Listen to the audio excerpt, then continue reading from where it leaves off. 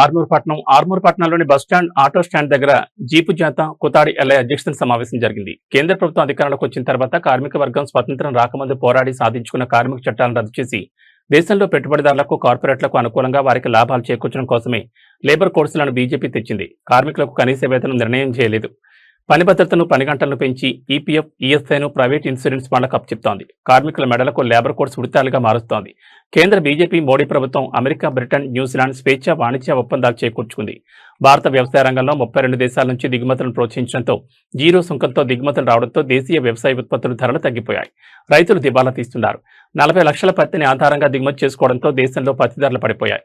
వామపక్షాల పోరాట ఫలితంగా 2005లో మహాత్మా గాంధీ జాతీయ ఉపాధి హామీ చట్టం 2005లో రూపొందించిన ప్రకారం వ్యవసాయ కార్మికులకు సంవత్సరంలో 200 రోజుల పని కల్పించాలి. ప్రస్తుతం రోజుకు 300 రూపాయలు చెల్లిస్తున్నారు. దేశంలో మొత్తం వ్యయంలో 90% కేంద్రం, 10% రాష్ట్రాలు భరించాలి. ఈ పథకాన్ని ఏటా 2.6 లక్షల కోట్లు పెంచాలని ఆందోళన జరుగుతుండగా కేంద్ర బీజేపీ ప్రభుత్వం ఈ చట్టాన్ని రద్దు చేసింది. మహాత్మా గాంధీ పేరు తొలగించి విబిజీ రామ్జీగా పేరుగా మార్పు చేయడమే కాకుండా రాష్ట్రాల వాటా 10% నుండి 40% వరకు నిధులను భరించాలని నిర్ణయించింది. గత పార్లమెంట్ సమావేశాలు 2025లో విద్యుత్ సవరణ బిల్లుగా ఆమోదించడం జరిగింది. చట్ట ప్రకారం ఇక నుండి విద్యుత్ ఉత్పత్తి, సరఫరా, పంపిణీ బాధ్యతలు కేంద్రం చూస్తుంది. స్మార్ట్ మీటర్లు పెట్టి టారిఫ్లు ముందుగానే వసూలు చేస్తారు. ఉచిత విద్యుత్ రద్దు చేస్తారు. ప్రస్తుతం రాష్ట్ర ప్రభుత్వం తాత్కాలికంగా విద్యుత్ ప్రైవేటీకరించడం, మోటార్లకు మీటర్ బిగించడం అని చెప్తున్నప్పటికీ ఈ సంక్షోభం నుండి బయటపడింది. భవిష్యత్తులో వ్యవసాయ మోటార్లు మీటర్లు పెట్టడం లేదా ఛార్జింగ్ పెంచడం అది నిర్ణయాలు తీసుకునే ప్రమాదం ఉంది. విద్యుత్ రంగాన్ని ప్రైవేటీకరించడానికి మార్గం సుగం చేస్తోంది. దేశవ్యాప్తంగా పిలుపులో భాగంగా ఆగస్టు 10న జరిగే జైలు భరో కార్యక్రమాన్ని విజయవంతం చేయాలని ఆర్మూర్ పట్టణంలో జరిగే రైతు వ్యవసాయ కార్మికుల సిఐటియు ఆధ్వర్యంలో జీపు జాథా నిర్వహించడం జరిగింది. ఈ సమావేశంలో కేవీపీఎస్ జిల్లా కార్యదర్శి కొండ గంగాధర్, సిఐటియు జిల్లా ఉపాధ్యక్షుడు జంగం గంగాధర్, కేవీపీఎస్ జిల్లా కార్యదర్శి కొండగం గారు, ఎన్పీఆర్డీ జిల్లా కార్యదర్శి ఏసాల గంగాధర్, సిఐటియు ఆర్మూర్ మండల కన్వీనర్ కోతాడి ఎల్ఐలు మాట్లాడారు. ప్రజానాట్య మండలి జిల్లా అధ్యక్షులు సిరపలింగం పాటలు పాడి ప్రజలను ఆనందింపచేశారు. నర్సింగ్ డప్పు కొట్టి ప్రజలను ఆదరించేలా చేశాడు. వ్యవసాయ కార్మిక సంఘం జిల్లా అధ్యక్షులు గోవర్ధన్ తదితరులు పాల్గొన్నారు. అందరికీ విశ్వాసాభివందనాలు తెలియజేస్తూ ఈరోజు అధికారంలో ఉన్నటువంటి బీజేపీ ప్రభుత్వం అవలంబిస్తున్నటువంటి ప్రజా వ్యతిరేక విధానాలు, దేశ సంపదను పెట్టుబడిదారులకు దోచిపెట్టడం అంశాలపైన ఈరోజు యుద్ధత జరుగుతూ ఉంది. అందులో భాగంగా ఈ యుద్ధత ఈరోజు ఆర్మూర్ పట్టణానికి రావడం జరిగింది. ముఖ్యంగా ఈరోజు బీజేపీ ప్రభుత్వం 12 సంవత్సరాలుగా ఈ దేశాన్ని పాలిస్తూ ఉంది. అధికారంలోకి వచ్చినప్పుడు ప్రతి పేదవాడి ఖాతాలో 15 లక్షల రూపాయలు వేస్తారని చెప్పేసి హామీ ఇవ్వడం జరిగింది. ఈ దేశంలోని పెట్టుబడిదారులు తీసుకున్న డబ్బులు స్విస్ బ్యాంకులో కోటాను కోట్లు ఉన్నాయి. వాటిని దేశానికి తెచ్చి ప్రతి పేదవాడి ఖాతాలో 15 లక్షలు వేస్తానని చెప్పి స్వయాన నరేంద్ర మోడీ వాగ్దానం చేయడం జరిగింది. ఆచరణలో చూస్తే కొండంతవి ఎలుకలు పట్టిన చాందనంగా ఏ ఒక్క రూపాయి కూడా ఈ దేశానికి తీసుకురాలేదు. పైగా ఇప్పటికీ గతంలో ఉన్న సంపద కన్నా విపరీతంగా స్విస్ బ్యాంకులో డబ్బులు కూడబడ్డట్టు ఉన్నాయి. ఇప్పటికే ఒక్క రూపాయి తెచ్చి ఏ పేదవాడి ఖాతాలో వేసినటువంటి పరిస్థితి లేదు. అదేవిధంగా మీ అందరికీ తెలుసు, చదువుకున్న ప్రతి వ్యక్తికి సంవత్సరానికి 2 కోట్ల ఉద్యోగాలు ఇస్తామని చెప్పేసి హామీలు ఇవ్వడం జరిగింది. ఆచరణలో చూస్తే ఇవాళ 11 సంవత్సరాలు సుమారుగా 22 కోట్ల ఉద్యోగాలు మన పిల్లలకు రావాల్సి ఉండే, కానీ ఎక్కడ ఉద్యోగాలు రాక యువకులు రోజు వెంబడ తిరుగుతా ఉన్న పరిస్థితి ఉంది.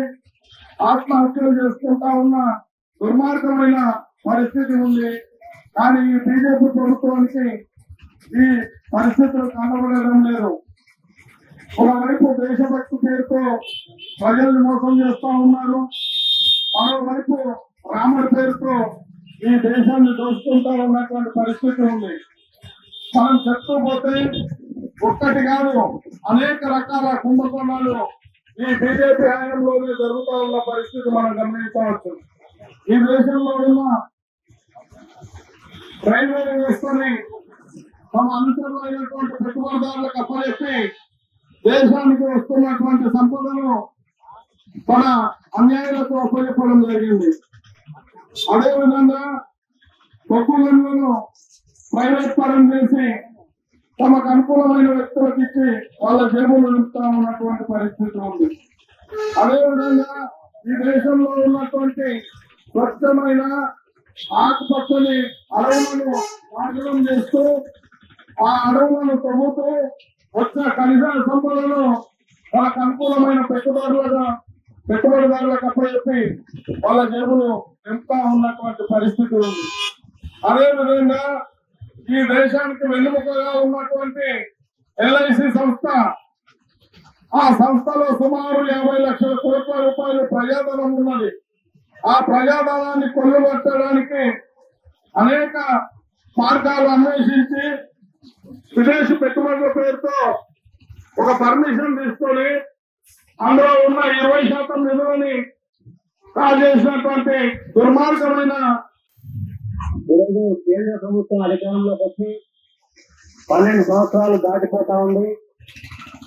ముఖ్యంగా ఈరోజు ప్రజా సమస్యలు పరిష్కారం చేయాలని చెప్పేసి ఈరోజు ఓట్లేసి మనం గెలిపిస్తే పార్లమెంట్ లో ఈరోజు ప్రజా వ్యతిరేక విధానాలని అవలంబిస్తూ కార్పొరేట్లకి పెట్టుబడిదారులకు అనుకూలమైనటువంటి చట్టాలను ఈరోజు తీసుకొస్తా ఉన్నారు.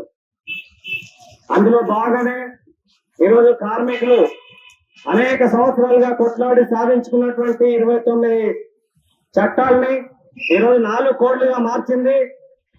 అదే మాదిరిగా 8 గంటలు ఉన్నటువంటి పనితీరాన్ని 12 గంటలు పనిచేయాలని చెప్పేసి చట్టాలు తీసుకురావడం జరిగింది. ఇప్పుడు ఉన్నటువంటి కార్మికులకు ESI లేదు, PF లేదు, అవుట్ సోర్సింగ్ కార్మికులు ఉన్నారు, అట్లాగే స్కీమ్ వర్కర్స్ ఉన్నారు. వాళ్ళందరూ కనీస వేతనాన్ని ఈరోజు ఇచ్చేటటువంటి పరిస్థితి లేదు. ఒకవైపు ధరలు పెరుగుతూ ఉన్నాయి.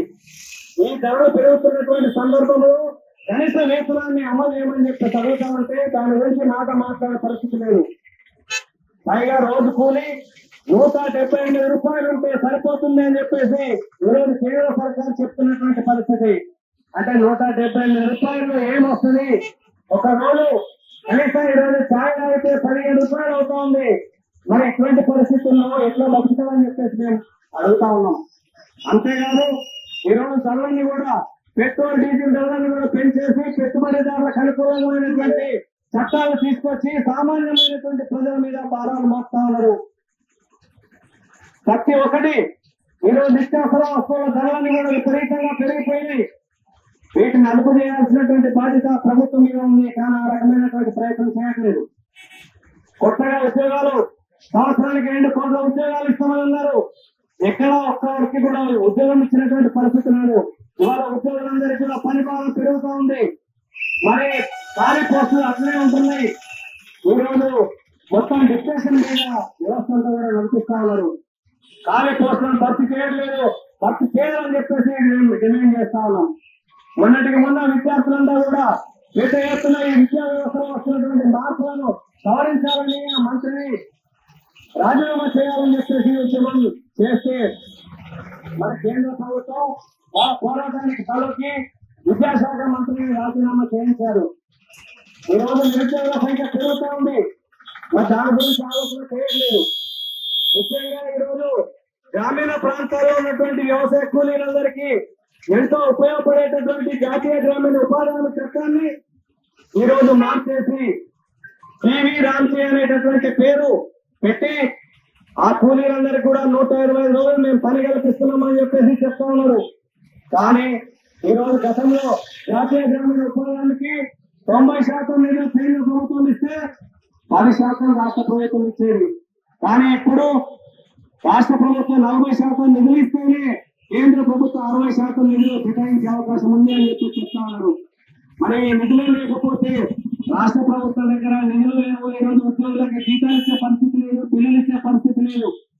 మరి నిధులు కేటాయించకపోతే కనీసం గ్రామీణ ప్రాంతాల్లో వ్యవసాయ కూలీలకు పని కూడా దొరికేటటువంటి పరిస్థితి లేదు.